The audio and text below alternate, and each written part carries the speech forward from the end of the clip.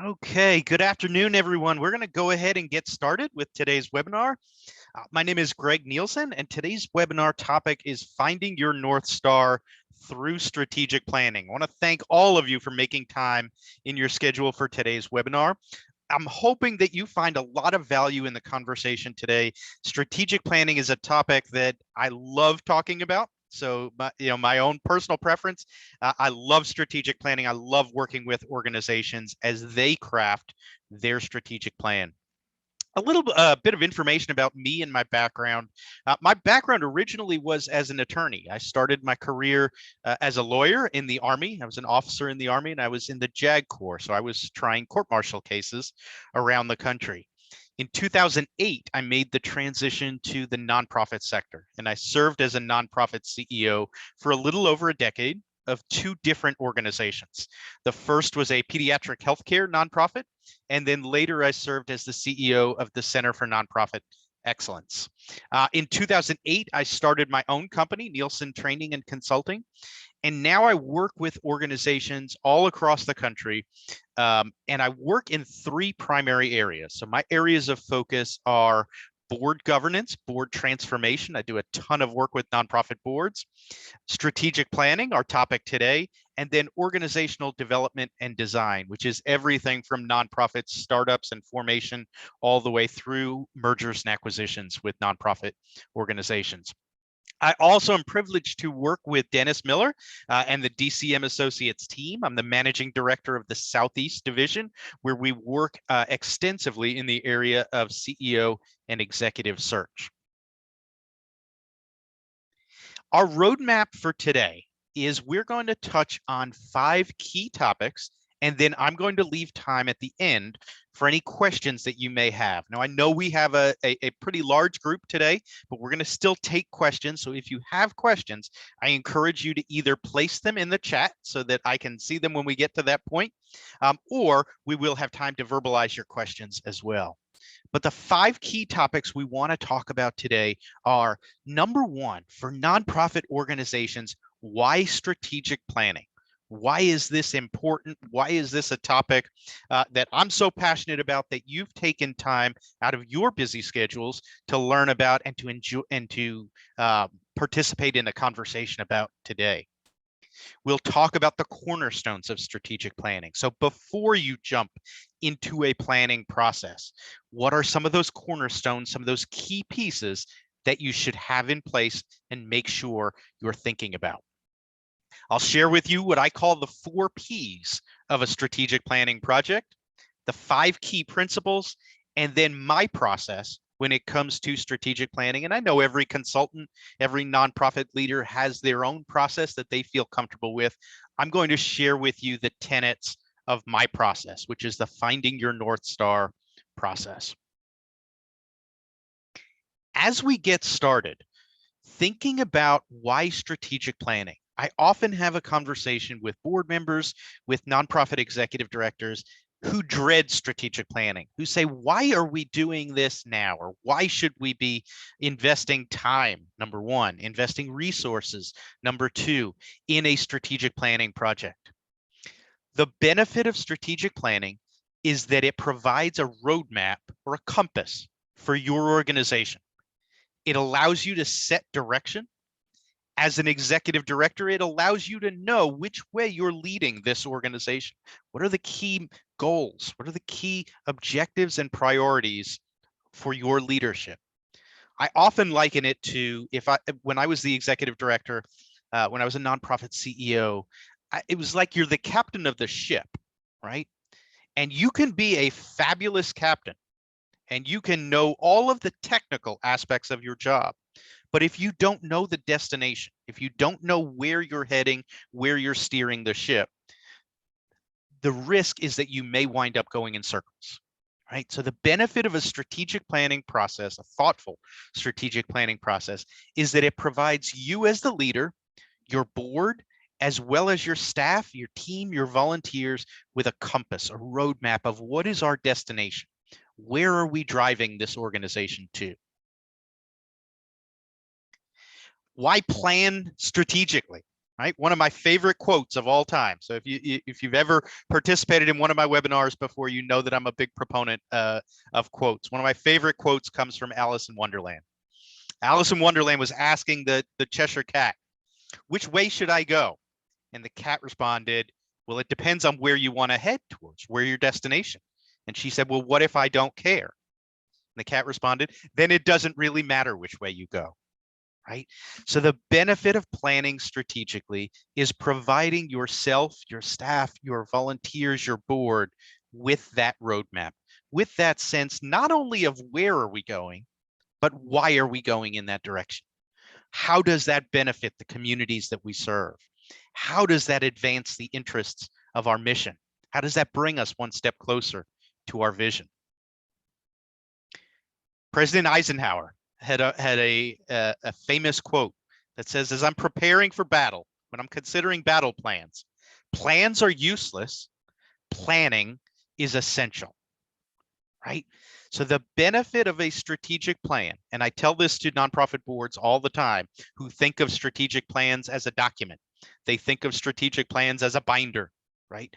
The benefit of a strategic planning process is the planning itself. It's not the ultimate product at the end of the road. It's the self-awareness that you gain as an organization, as a group of leaders, as you go through a thoughtful process. It's also the discussion, the buy-in, the engagement that you hopefully generate along the way.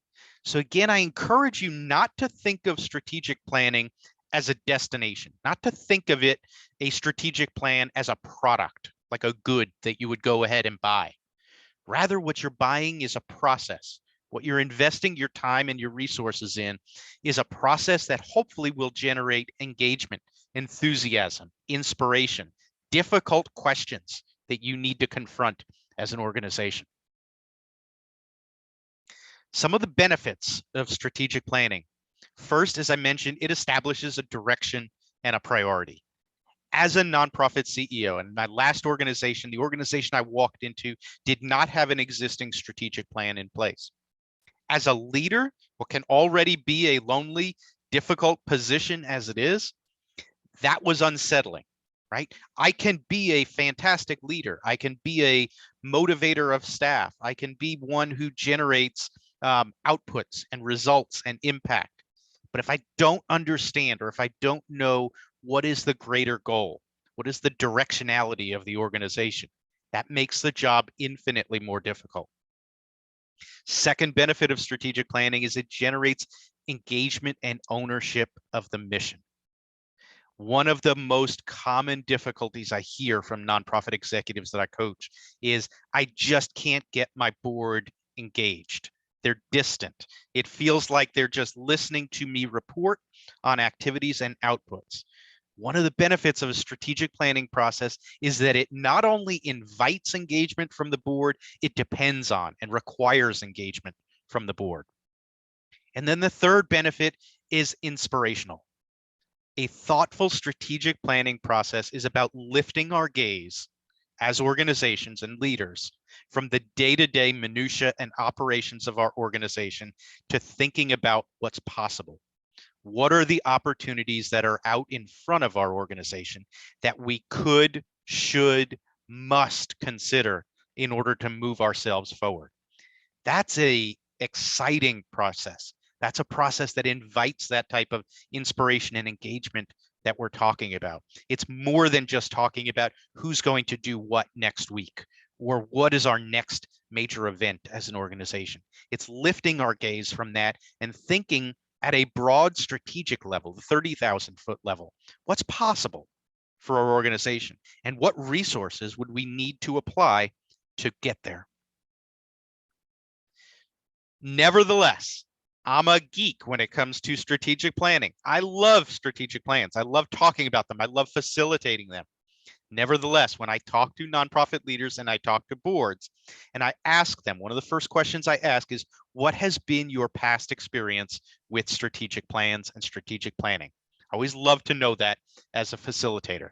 What I hear the most often when it comes to negative feelings or negative past experiences about planning processes, number one, It was time consuming. I was with an organization a few months ago, and I asked the board chair, tell me a little bit about your past experience with strategic planning processes. What worked well? What didn't work well in your view? What I heard from him shocked me. What he said was the last strategic plan I was part of, when I was a board member of a different organization, dragged on forever. The strategic planning process itself took over 2 years to complete. 2 years. None of us as organizations, as leaders, have time for a 2-year strategic planning process. More fundamentally, more practically, the world changes way too fast for us to try to engage in a planning process over a 2-year period, right? Strategic planning should not be excessive in the amount of the length of time, the duration of the planning process. So when I'm facilitating a strategic planning process, from my perspective, you can have a thoughtful, effective, really solid strategic planning process in 3 to 4 months, right? If you have an engaged team, you set deadlines, priorities, and timeframes ahead of time, along with expectations, 3 to 4 months should be sufficient for a strategic planning process. Second reason we don't like strategic planning, the process itself can be confusing. I always ask groups, tell me a little bit about what you think of when you think of strategic planning. One of the things that comes up most often is confusing terminology. Every organization uses similar terms differently. Strategic planning processes talk about goals, objectives, priorities, fundamentals, metrics, strategies, action items. There's all of these different terms. And if we don't spend time as a group, and if you don't spend time as a group at the outset of the planning process, identifying what are the terms, what is the terminology that we are going to use as a team for our strategic planning process, and getting everybody aligned around that terminology, the result can be a lot of confusion down the road as we're facilitating and fleshing out the plan. Is this a goal? Is this an objective? Is this a strategy? Is this an action step? We get confused around terminology. It's far easier at the outset of the process to identify, and I'll do this with you in before we wrap up today, to identify what are the terms that we can agree on as a team and what is their meaning.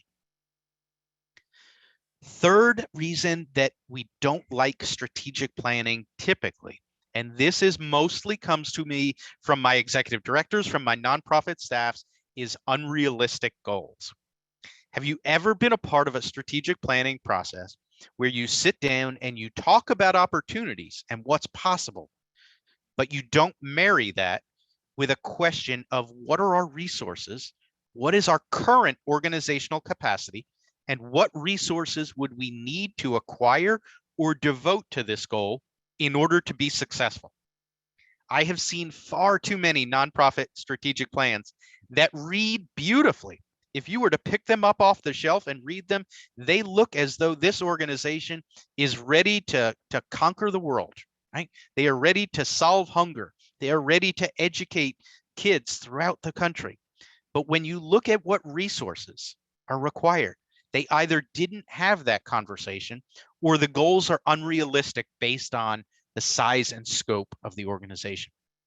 So a thoughtful strategic planning process addresses these 3 common fail points, right?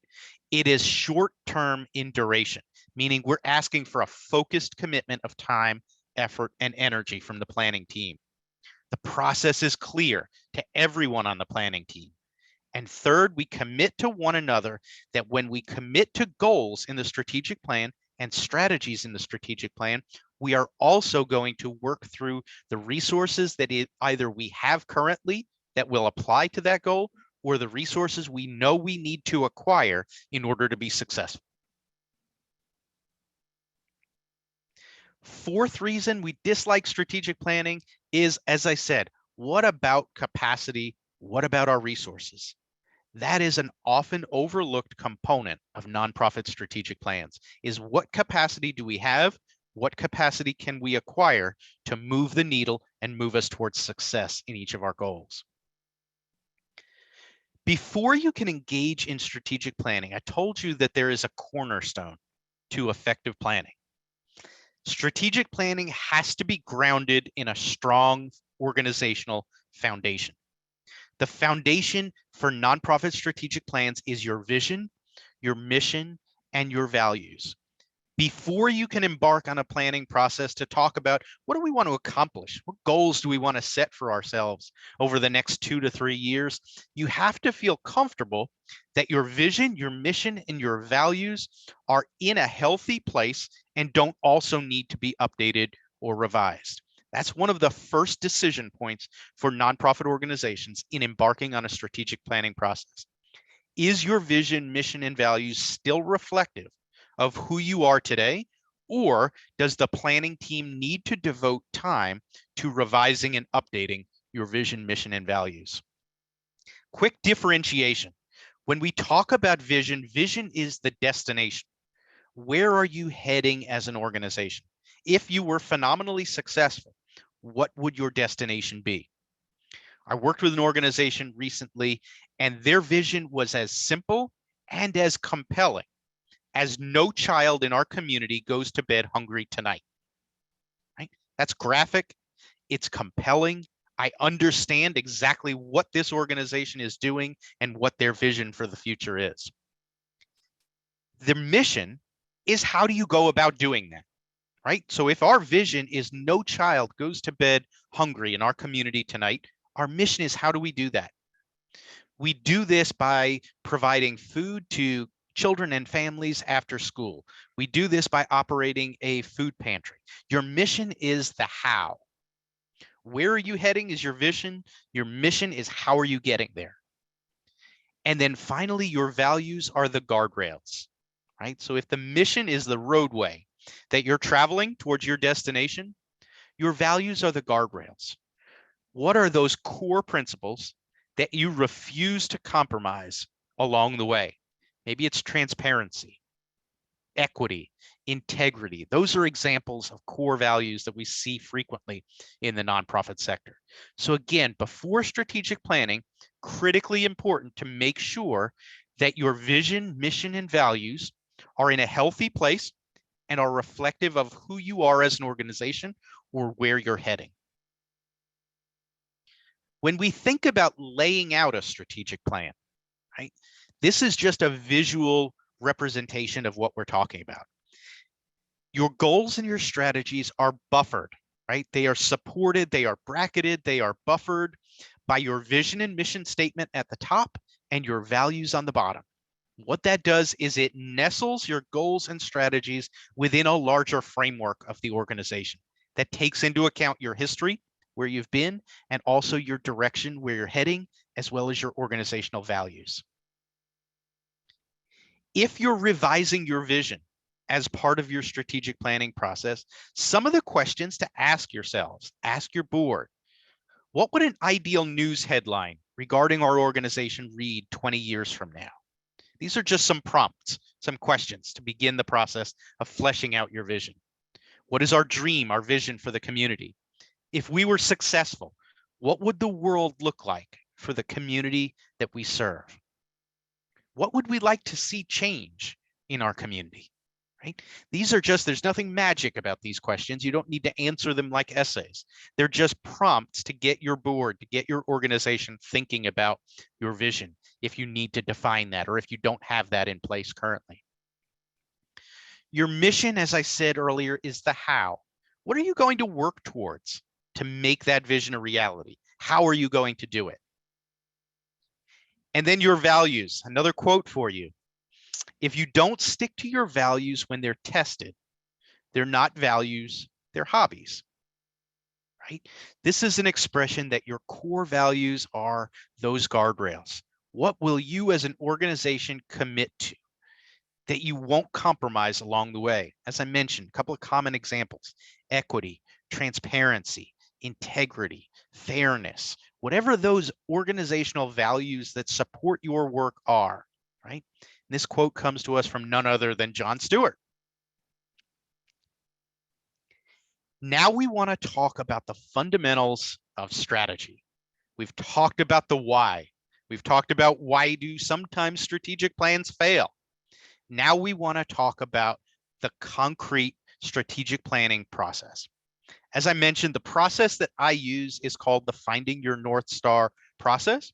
It is based on a book that was written by a friend and colleague of mine, Gary Romano of Civitas Strategies. I'll give you more information about the book and the process as we go along. But the Finding Your North Star strategy begins with an understanding of where are you as an organization in your life cycle. Right? When I start a facilitation of a strategic planning process, one of the first questions that I ask the planning team is, are you aligned on where you are as an organization in your life cycle? Nonprofit organizations are just like other businesses in that they go through stages of development, right? And sometimes this is cyclical. So we may circle back to the invention stage at times, or we may become stagnant at other times. But the questions that we're asking ourselves in strategic planning tend to differ based on where we are in our life cycle. So as an organization, if you are inventing, so if you are just starting up the organization, this is your initial strategic plan, largely the focus of your planning process is this idea that we have, this vision, is it feasible, right? Does it have viability? By contrast, if your organization is more mature, and this is an iterative strategic plan, meaning you've done planning processes in the past, you are reviewing, you're revising, you're redoing your strategic plan. One of the questions you're likely to be asking is, how do we become more sustainable for the future? If the organization is declining, your planning team may be asking, is it time to wind down our organization? Or is this an inflection point where we want to reimagine who we are and what we do? So it's always important, in my view, at the outset of a strategic planning process to align the planning team around where do they think you are in your organizational life cycle, because that frames the critical questions that tend to get asked. In getting started, so we are ready to hit the starting line. We've come to an agreement. The planning team is ready to start. There are 4 P's associated with getting started with strategic planning.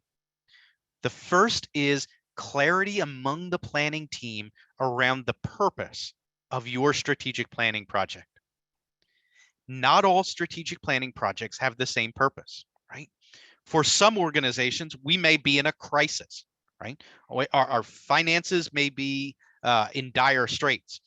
We may have had a significant event in the organization. That strategic planning process is going to look far different than if we are setting ourselves up for a capital campaign, for example. Right? Different purposes of the strategic planning project will define how we go about the process itself. But it's really clear that the committee, the planning group itself, be clear on what is the purpose of this strategic plan. Is it an update of our past strategic plans, or are we looking to fundamentally reimagine who we are and what we do? Vastly different questions that are going to be asked. Second P is the people. Who do you want to be involved in the planning process? When I work with nonprofit organizations, my personal recommendation as a facilitator is to form a planning committee of no fewer than 5 individuals, no more than 10. In my experience, the ideal planning committee size is anywhere from 5 to 10. This is large enough to allow for a diversity of perspectives, a diversity of thoughts and ideas to come forth, but it's not so large that it's going to be difficult to arrive at consensus, that it's going to be difficult to make the types of difficult decisions that are necessary to move the plan forward. So think through who are going to be the people involved in the planning process. My personal preference, both as a nonprofit CEO and now as a consultant facilitator, is to have a diversity of thoughts and perspectives on that planning team. That includes a member or 2 from the board, a member or 2 from the staff, perhaps a member or two from the community that you serve, and then maybe one or two other additional stakeholders, a funder, a donor, a volunteer, someone who brings a different perspective. By having that diversity of involvement with the organization, what you avoid is the echo chamber, right, of people who are used to talking to one another and have similar ideas. And you also avoid the "we have always done it this way" syndrome. By bringing in other perspectives, you're going to get a diversity of thoughts, a diversity of ideas that's going to be healthy in the planning process. The third P that we talk about is, what are the principles of the strategic planning process? What are you committed to? So what do we want to ensure happens in this planning process? For some organizations, that is, we want to make sure that our staff has buy-in of the plan. We don't want this to occur behind closed doors and just get dropped on them when it's completed. That's one potential principle, right? But thinking through what are going to be the core principles, I'm going to give you my 5 core principles when I facilitate strategic plans in just a minute. And then finally, laying out the process. Whether you are facilitating the strategic planning process yourself internally, or whether you're working with an external consultant or facilitator, it is critically important that the planning committee have clarity at the outset around what is the process that we're using to get us from day one to board approval of a strategic plan. What are the milestones? What is the time frame? What is the commitment and expectations of me as a planning team member, right? So the process is critically important. From my perspective, there are 5 key principles or core principles when I'm facilitating a strategic plan. The first principle that I don't compromise on is, it is vitally important that before we plan, we spend time understanding the ecosystem of the organization, right? This means gathering data, gathering insight, input from the stakeholders, from the community that we serve. What are we doing well? What are we not doing well? What are the opportunities in front of us? What are the threats in the landscape? This is traditionally what we talk about when we use that acronym SWOT: strengths, weaknesses, opportunities, and threats. The SWOT acronym is basically another way of saying we want to understand the ecosystem that our organization is operating in before we make decisions about its future. Critically important from my perspective to have that data, to have a thoughtful discovery process to understand the landscape. The second core principle, and I stress this and encourage all of my nonprofit boards and executive directors to embrace this, is embrace a planning process where you are planning with and not for your team. I often will have conversations with nonprofit CEOs and even board members, board chairs. And in our initial conversation about strategic planning, they will say some version of, well, I already know what the plan should be. I could write it myself today. I just need someone to come in and make sure that we have buy-in for that plan, right? That's not really a strategic planning process. That is you crafting a document and dropping it on your team, dropping it on your board. When we talk about a thoughtful strategic planning process that is going to generate the type of enthusiasm, buy-in, and engagement that you will need to implement it, that's the type of process that requires leaders to plan with their team, not for their team. So that's one of the core principles of the Finding Your North Star system. The third principle, and this goes directly to one of the challenges of strategic planning that we talked about at the outset, is we have to have a commitment as a group, as a planning team, that all of our strategies will be rooted in a sustainable business model. If we're not talking about the business model during the strategic planning process, we have a problem, right? And we are likely to create strategies that are outside of our current capability and capacity of our business model. What are the implications of each strategy on our business model? Do we need to revise or revamp that model in order to be successful in each of the strategies that we create? When I talk about business models for nonprofit organizations, there's 4 components principally that we're talking about. On the cost side, what are our program costs, right? What are our expenses? What are our key expense categories and our expense drivers? What is our infrastructure? What is our capital structure? And then finally, what is our revenue mix? Maybe maybe we have earned revenue as part of our nonprofit. Maybe we have large philanthropic gifts as part of our business model. All of these gears work together in the nonprofit business model. So we have to not only understand what is our current model, what are those levers and how are those gears functioning, but as we create and craft strategies in the strategic plan, we must make sure that they're rooted in a sustainable business model.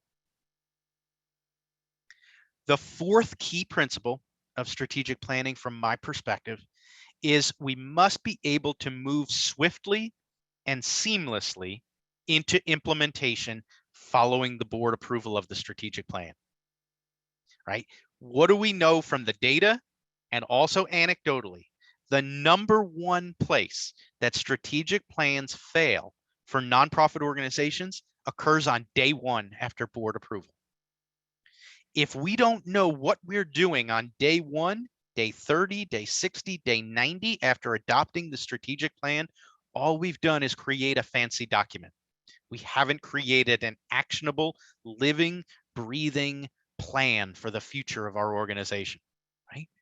So every strategic planning process has to have embedded in it, from my perspective in the core principles, a way for us to move swiftly and seamlessly from the planning process to when I step away from the organization, the board goes back to its governance role, and the leaders and staff of the organization are charged with implementing and succeeding in the strategies that were created along the way. So moving swiftly and seamlessly into implementation is another core principle. The 5th and final core principle of an effective, healthy strategic planning process is it must have an ability to navigate emergent strategy. What do I mean by emergent strategy? If the last 2 to 3 years have taught us nothing at all, it is that the world is volatile. Things change on a day-to-day basis. What do we know about day 1 after the board approves a strategic plan? The world is going to change. A strategic plan is our best guess, our best work as leaders at a snapshot in time. With the information that we have available to us on that day, it is our best guess, our best effort of where we want to drive this organization. What happens on day 1, though, is the world changes. And so strategic plans should be flexible enough to take into account those changes and respond should new opportunities present themselves that weren't contemplated during the planning process. And conversely, new threats, be able to respond to any threats that weren't foreseen during the planning process that arise afterwards. So a strategic plan is not a tablet. It's not a stone. It's not unmoving and unchangeable. Rather, a strategic plan should have enough flexibility and enough breathability. So breathability is the term that I use to be able to take into account that the landscape may change during the period of time that we're implementing this strategic plan. What are our core principles going to be that allow us to roll with those changes, to adapt to those changes, and to succeed through those changes? So if those are our core principles, when I talk about process, and the process, as I said, that I use is the Finding Your North Star process. My process has 4 specific phases. Phase 1 is what I call the kickoff phase. That is where I'm largely working with the executive director, the board chair, vice chair, to talk through those key principles that we just addressed. Who's going to be part of the planning team? Do we have clarity around the purpose? Do we have an understanding of where the organization is in its life cycle? How do we put together that planning team so that we maximize that diversity of thought? All of those are characteristics of the kickoff phase. Phase 2 is discovery. right? That is the landscape assessment, the understanding the ecosystem piece that we talked about. Discovery may include one-on-one interviews with organizational leaders and stakeholders. It may include things like a survey to staff, to board, to the community that is served, to funders. It may include things like focus groups. It is ways of gathering information from all of those who have an interest or who have a piece of the organization's ecosystem, so that when we move to phase 3, the planning phase, the planning team is equipped with that landscape assessment that shows them clearly what are our strengths, what are our weaknesses, what opportunities present themselves for us as an organization, and what threats do we need to be aware of. All of that information is gathered during phase 2 discovery and presented to the planning team, so that in phase 3, the planning team can get together and be efficient with their time, understanding these are the 3 to 5 key themes that emerged from the discovery process. These are the 3 to 5 key questions that individuals had about the direction of the organization. So rather than sitting down in the planning phase and looking at one another and starting from scratch, after a thoughtful discovery process, the planning information and what I typically call the headlines, right? So what were the headlines that came out of the discovery process? This provides a launching point for the planning team so they can be efficient and effective in their use of time. Finally, phase 4. So the work is not done when we've crafted the goals and the strategies. What we know is that as nonprofit organizations, it is vitally important, just as important as planning, is aligning our team around the new strategic plan and communicating it to both our internal and our external stakeholders.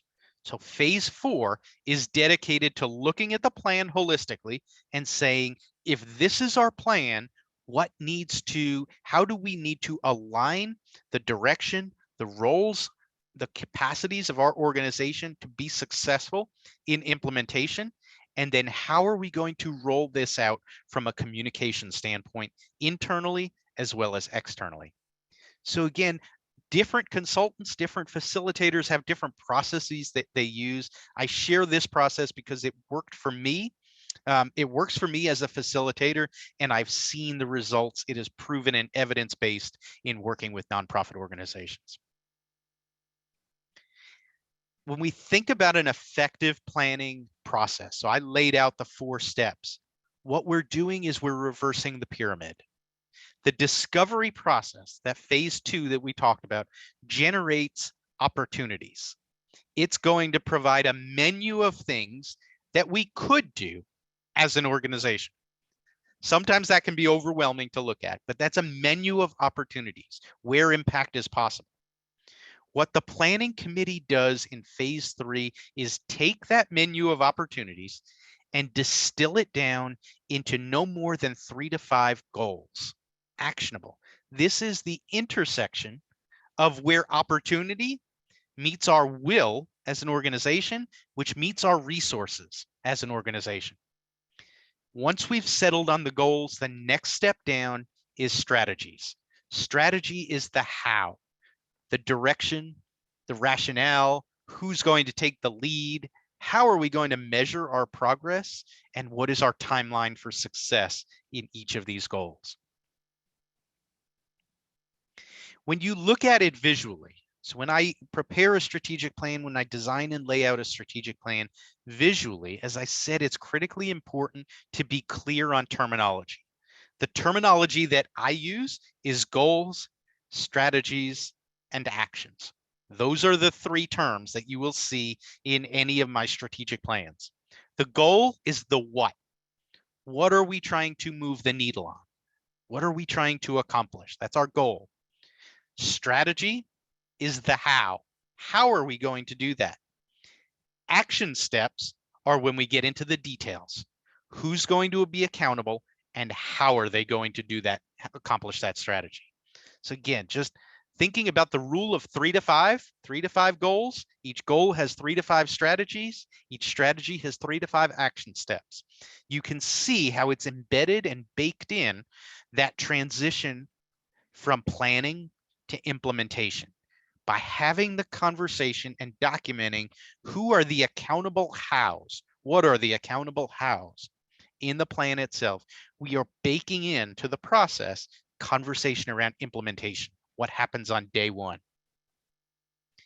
Definitions, just quick definitions for you before we open it up to questions. A goal, when I use that term goal, it's a commitment of resources and will towards one of those opportunities that can be achieved through strategies and actions. Strategy, as I said, is one layer down. So if goals are at the 30,000 foot level, strategies are at the 15,000 foot level. That's a focused commitment of resources to an end that is likely to provide outsized results. What we're doing is we're selecting opportunities, defining success, monitoring our progress along the way, envisioning what does action look like for us? What are those action steps? And then develop realistic scope and sequence. Talking about and documenting what are the tangible steps that need to happen in the first 6 months, the next 6 months, the remaining years. Strategic planning, the plan document itself typically lays out over a 2 to 3 year window, whatever that horizon is for your strategic plan. Before we wrap up, before we turn it over to questions, I do want to talk, because of how important it is and the risk, the temptation, the opportunity to see plans fail after they've been approved. What we must do as leaders is commit to not placing the strategic plan on the bookshelf. I think many of us have been guilty at different points in our career of taking that plan document and it winds up residing on the never to be seen or heard from again. Instead, we want to take tangible steps to keep the plan alive.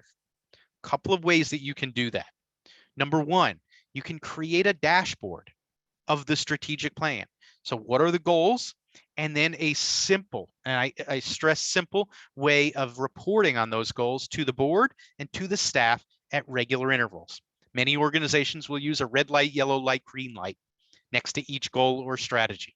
A quick visual way for the board and the staff to see, where are we making progress? Where might we be stuck? What do we need to have a focused conversation on to move us forward in that particular goal or strategy? So I encourage organizations to create a simple dashboard. And second, embed strategy in every board meeting. So tied to the dashboard is making sure that as a board, we're talking about this plan document. We're talking about our strategic plan at every board meeting. If a topic does not align with something in the strategic plan, we should be asking ourselves, is this vital for board conversation? In reality, we could be thinking about reimagining our board meetings around the strategic plan. What component are we having a focused board discussion on this month at our meeting? How are we identifying the challenges that we're experiencing as we implement? How are we moving past those challenges? Another way to keep the plan alive is to align staff performance, coaching, and professional development around the strategic plan itself.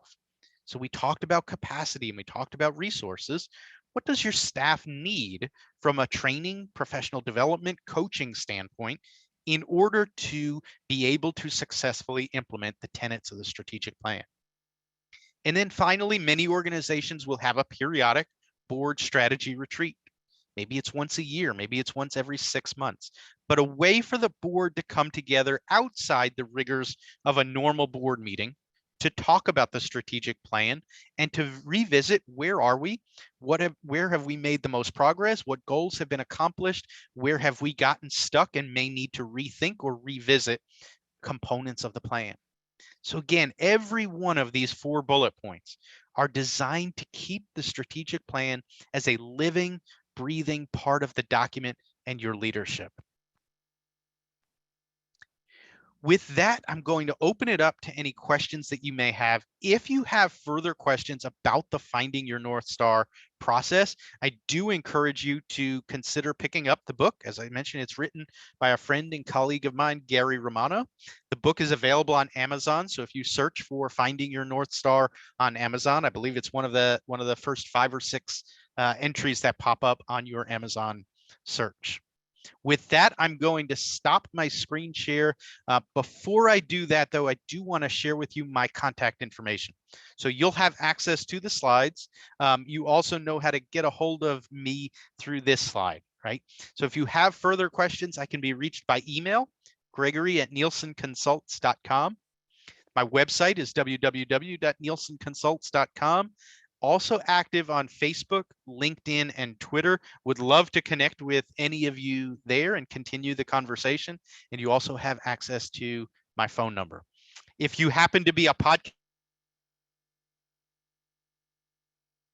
listener, I will put in a shameless plug. I host Nonprofit Vision. We have about 105, 106 different episodes available, each with guests on different topics relevant to nonprofit leadership. So if you happen to be a podcast listener, highly encourage you to check out the podcast, which is available free on any of your favorite podcast platforms. With that, I'm going to go ahead and stop my screen share. I see that we have a couple of questions in the chat. I'm going to address those first. First question was copies of the PowerPoint. I'm happy to make a PDF version of the PowerPoint available to you all, and I will ask Michelle from our team to email that to all of the registered participants.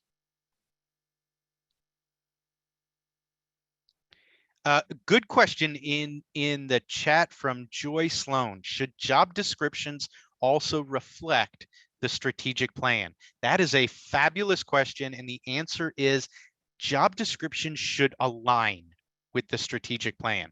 Sometimes, and I remember I was guilty of it myself plenty of times, our job descriptions are even worse than strategic plans in terms of sitting on a shelf, right? Sometimes they are years, decades old. As we revise the strategic plan, one of the ways to keep that alive is to then pull out our job descriptions, look at them, and revise them in accordance with the strategic plan so that they align, right? So they're not in conflict or in tension with the strategic plan. Great question. Any other questions from the webinar? Just a reminder to unmute yourself so that we can all hear your question.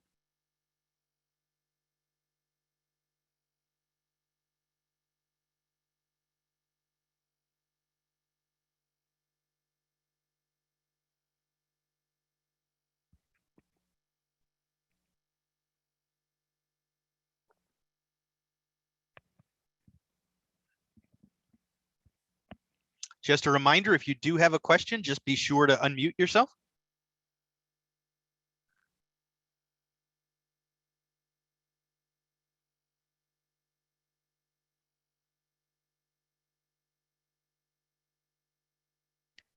Okay, with that, I don't hear any questions. I will stick around for another minute or two longer. But if you don't have any questions, I want to thank you for your time today. I know your schedules are incredibly busy. I appreciate you taking the time to join us for today's webinar, and I hope you found value. Stay safe, stay well, and thank you for all that you do for communities.